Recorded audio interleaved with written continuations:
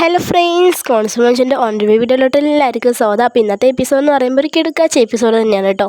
നമ്മുടെ മഹിമ പണിയൊക്കെ തുടങ്ങിയിട്ടുണ്ട്. മഹിമ നമ്മുടെ ഭാനുമ്മയോട് പറയും, ഭാനുമ്മ ഇപ്പോൾ പൂജയൊക്കെ ചെയ്തല്ലോ, അതിൻ്റെ ഫലങ്ങൾ തുടങ്ങി പറഞ്ഞാൽ അത് പറഞ്ഞിരിക്കണം എന്നോടല്ല, ഗിരിയേട്ടനോടാണ് പറഞ്ഞിരിക്കുന്നത്. ഞാൻ വേണമെങ്കിൽ പറയാൻ വേണ്ടി പറയണം. ആ ശരി മോളെ, എന്താ കാര്യം പറയാൻ വേണ്ടി പറയണേ.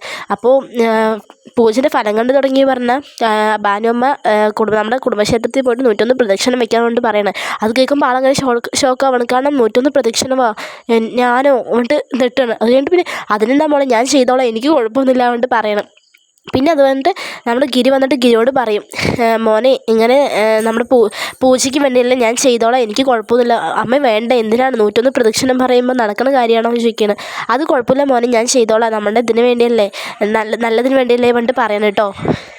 നമ്മുടെ ഗിരിക്കാണെങ്കിൽ ആകെ സങ്കടമാണ്. കാരണം അമ്മനെ എതിർത്തിട്ട് അമ്മ അത് ചെയ്യാൻ വേണ്ടി നിൽക്കുകയാണ്. കാരണം അതിനെന്താ റീസൺ ചോദിച്ചാൽ നമ്മുടെ മഞ്ജുവും ഗിരിയും പിരിയണം. ആ ഒരു ലക്ഷ്യം മാത്രമുള്ളൂ ഭാനുമ്മയ്ക്ക്. എന്ത് വില കൊടുത്ത് ഞാനത് നേടിയിരിക്കും എന്നുള്ള ഒരു ലക്ഷ്യം മാത്രമാണ് നമ്മുടെ ഭാനുമ്മയ്ക്ക്. അതുകൊണ്ട് ഞാൻ ചെയ്യാൻ വേണ്ടി നിൽക്കുകയാണ്. പക്ഷെ എന്ത് ചെയ്താലും പിരിയില്ല വേണ്ടി നമ്മുടെ മഞ്ജുവും ഗിരിയും നിൽക്കുകയാണ്. മഞ്ജു ഗിരിയോട് പറയും, ഗിരിയേട്ടൻ ഞാൻ എന്തിനാണ് ഞാൻ ഏലസ് ഒഴിയെന്ന് ഞാൻ ചോദിക്കുന്നില്ല, ഞാൻ എന്തായാലും നമ്മുടെ നല്ലതിന് വേണ്ടിയാണ് നല്ലതിന് വേണ്ടിയാണ് ആ ഊരാൻ നോക്കിയെന്ന് ഞാൻ വിചാരിച്ചോളാം, എനിക്ക് കുഴപ്പമില്ല വേണ്ടി പറയണേ.